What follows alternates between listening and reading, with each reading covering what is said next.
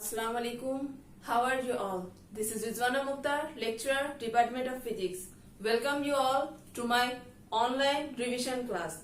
Today I am going to take a revision class on chapter 3, which is force. In this lecture I am going to discuss some important definitions, formulas, and at last I am going to solve a creative question on collision. So let's start our today's lecture.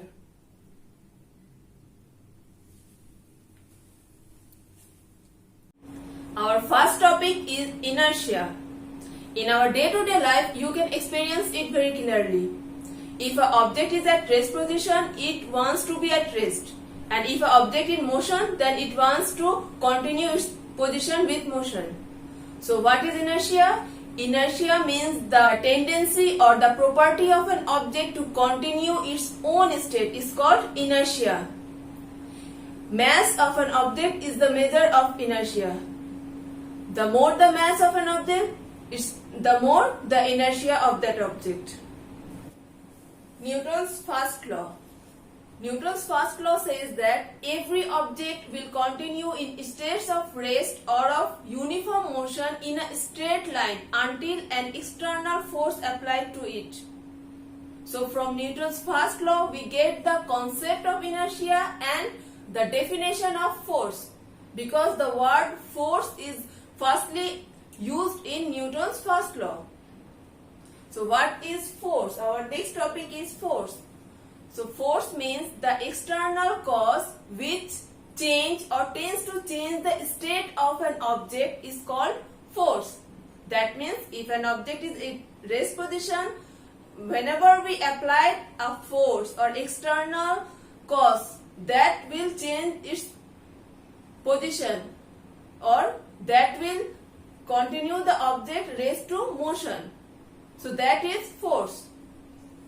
Now force, our next topic is contact and non-contact force. So the contact force means if the force or the force which acts during direct contact between two objects, that type of force is known as contact force. The example of contact force is whenever you hit an object with another object, that means that object is on direct contact. That type of force is known as contact force. That means the collision is the perfect example of contact force. And non-contact force, the force which acts without touch or without the direct contact between two objects is called non-contact force. The example of non-contact force is gravitational force or the force act between the two particles and molecules. That means the force between electron and proton is called non-contact force. Next topic is balanced and unbalanced force. What is balanced force? Balanced force means if two or more than two forces act on a body and the resultant remains zero, that type of force is called balanced force. Suppose an object is hanged with a thread. So here's two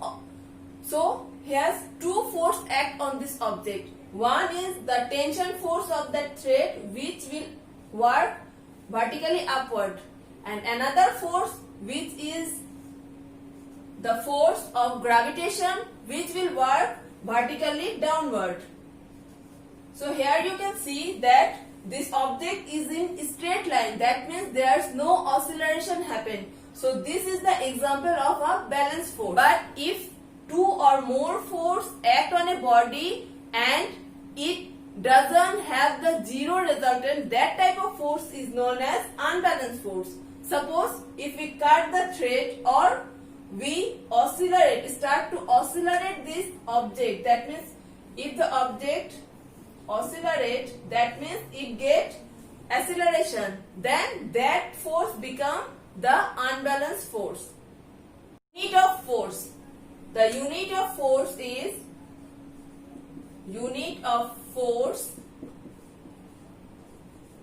Newton and dimension and the dimension of force is m L T inverse 2. Now, momentum. What is momentum? The product of mass and velocity is called momentum. Momentum is denoted by P. P equals to m v. So here you can see that momentum is depend on the mass and velocity. So the heavier the object, that's momentum will be greater. Our next topic is Newton's second and third law. Newton's second law. The rate of change of momentum is directly proportional to the applied force on it, and it acts on the direction of force. That means the rate of change of momentum, that means mv minus mu by t. This is the rate of change of momentum is directly proportional to applied force. And so we can write down that v minus u by t, and you know that v minus u by t means a, and from this, so this is the Newton's second law. Now Newton's third law. To every action there is same and opposite reaction. That means if an object hits another object, we can see that this object will exert a force. If we can denote this object by alphabet, that means A object will exert a force on B. That is called the action force. And at the same time, this B object will also exert a force on object A. That will be known as reaction force. So according to Newton's third law, to every action there is same and opposite reaction. That means F1 same and opposite. That means F1 equals to minus F2. This opposite reaction means this negative sign is denoted the opposite reaction. We are really familiar with this word collision. When a moving object hits a body of rest or in motion, then we can say that a collision takes place. So, what is the definition of collision? If a force acts on a body for a very short period of time, then this is called collision. The example of collision is the accident which are taken place in our country every day. This is the perfect example of collision. Now, impulse of force. Impulse of force means the product of force and time is called impulse of force. That means impulse of force is F into T. The product of force and time is called impulse of force, and impulse of force is equals to change of momentum. Impulse of force is equals to change of momentum. Now, the conservation law of momentum. When two or more bodies act upon one another, then the total momentum remains constant. This is called the conservation of momentum. Suppose a collision takes place. That means an object hits the object. Object A hits another object B. That means if their collision takes place, then according to the conservation law of momentum, their total momentum remains constant. That means the before collision, the momentum m1 u1 plus m2 u2 will remain constant. That means the the momentum before collision will be the same.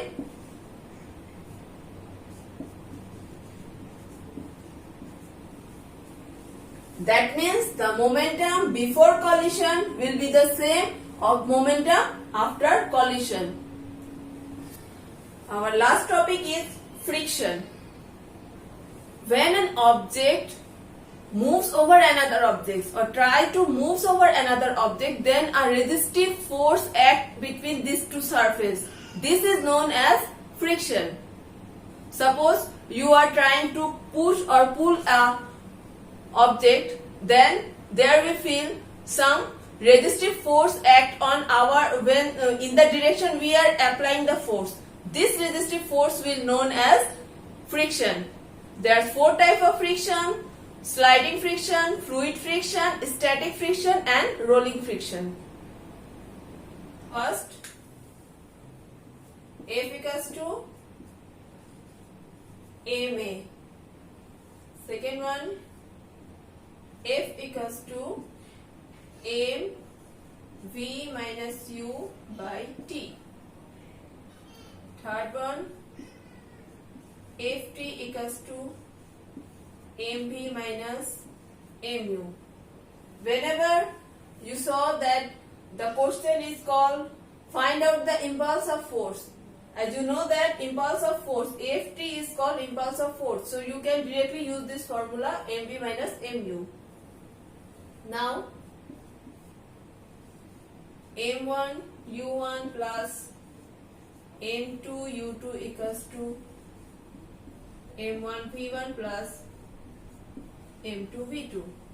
This formula is come from the conservation law of momentum. Now m1 u1 plus m2 u2 equals to v into m1 plus m2.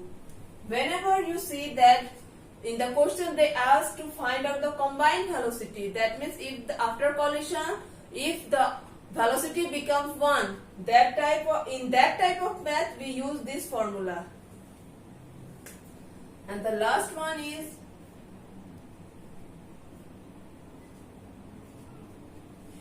half m1 u1 square plus half of m2 u2 square equals to half m1 v1 square plus half m2 v2 square. This formula is applicable for whenever in your question if they ask that is the collision is elastic or inelastic. You know that there are 2 types of collision. One is elastic collision, another one is inelastic collision. In elastic collision or in both collision, this formula will remain same. That means in both collision the total momentum will remain same. But if in any collision the total kinetic energy before collision and the total kinetic energy after collision if remains same, that type of collision is called elastic collision. And if you can find out that the value before collision and after collision, or the value of kinetic energy before collision and after collision is not same, that means that is the inelastic collision. Our creative question. You can see that 2 objects A and B. The mass of the object A is 50 kg and mass of the object B is 70 kg. They collide with each other and after collision they start to move with a combined velocity. So they write down that 2 particles of mass 50 kg and 70 kg, their motion was face to face with velocity 30 meter per second and 20 meter per second respectively. After some time they occurred collision and moves combinedly. Our question number C is what will be the combined velocity? So here's our given informations are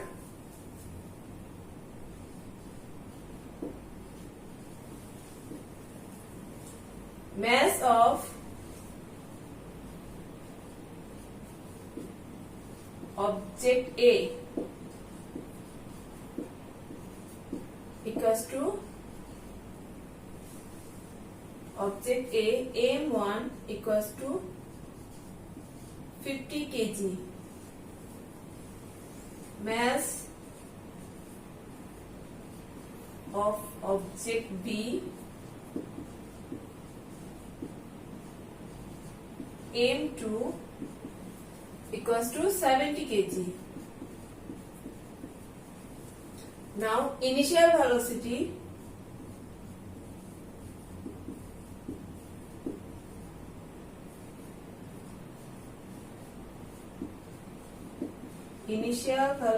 of A u1 equals to, you can see that 30 meter per second.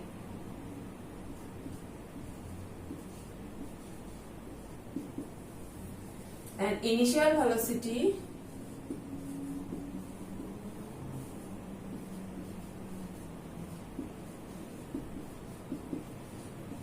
of B u2 equals to, here you can see that they give the initial velocity of object B is 20 meter per second, but you can see that that object is on opposite direction.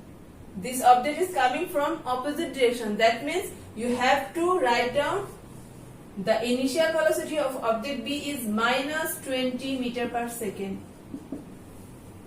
Always remember it. When an object comes from opposite direction, their velocity will be negative. Now, we have to find out the combined velocity. Combined velocity. That is V equals to what? We know that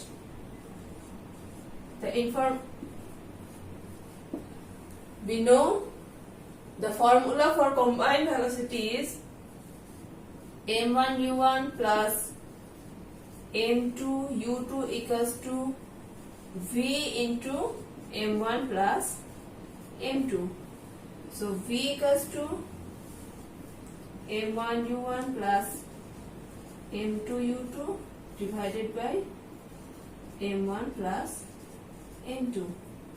Now we put the value that are given here. That means 50 into 30 plus m2, that means 70 into minus 20 by 70 plus 50.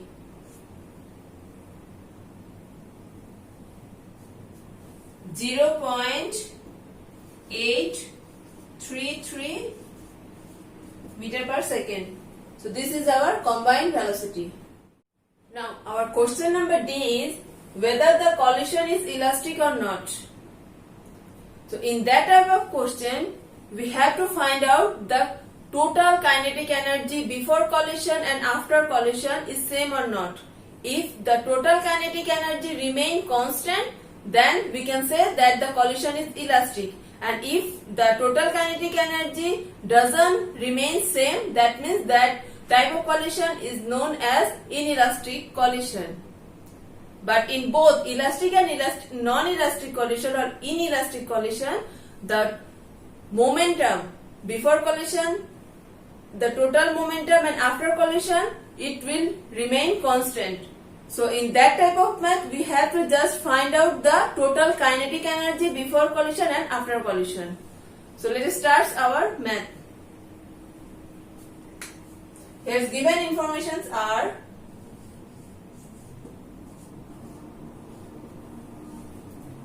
mass of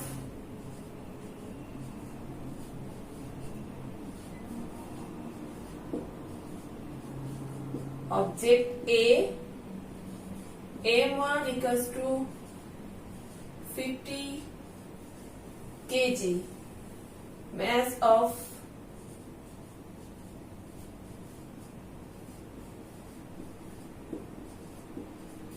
object B, m2 equals to 70 kg, initial velocity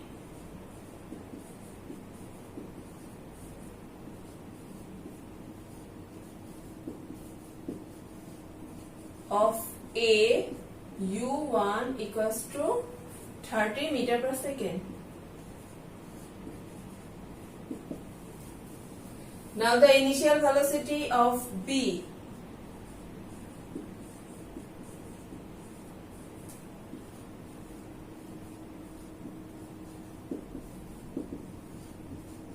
initial velocity of B u2 equals to minus 20 meter per second.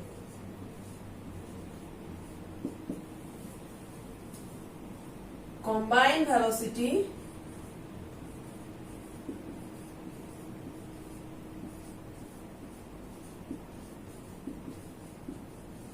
V, that is we got from calculation of C, is 0.833 meter per second. Now before collision,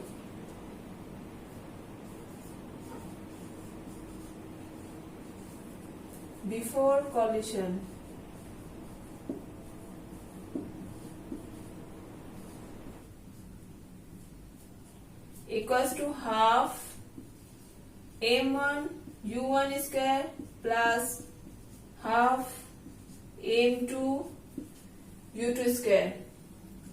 Here m1 means 50 kg, u1's 30 meter per second square plus half m2, that is 70 into minus 20 whole square. So after calculating it, we get 6500 joule. After collision, the kinetic energy, that means after collision,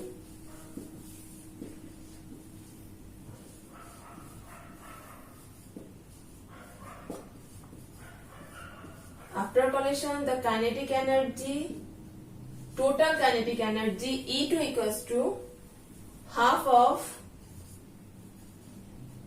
m1 v1 square plus half m2 v2 square.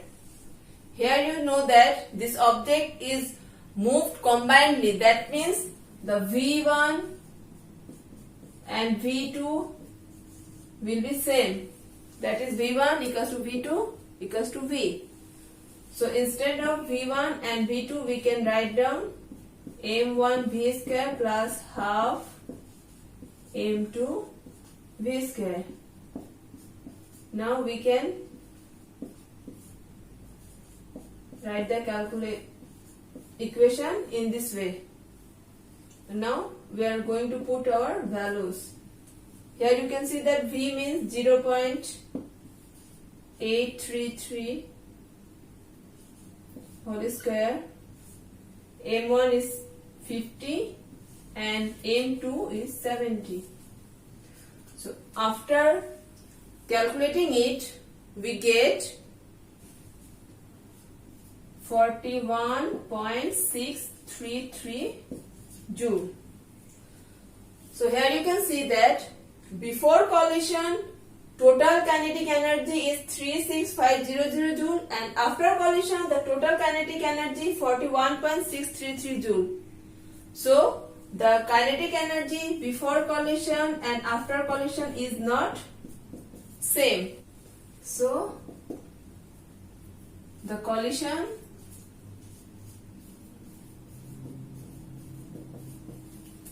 is inelastic.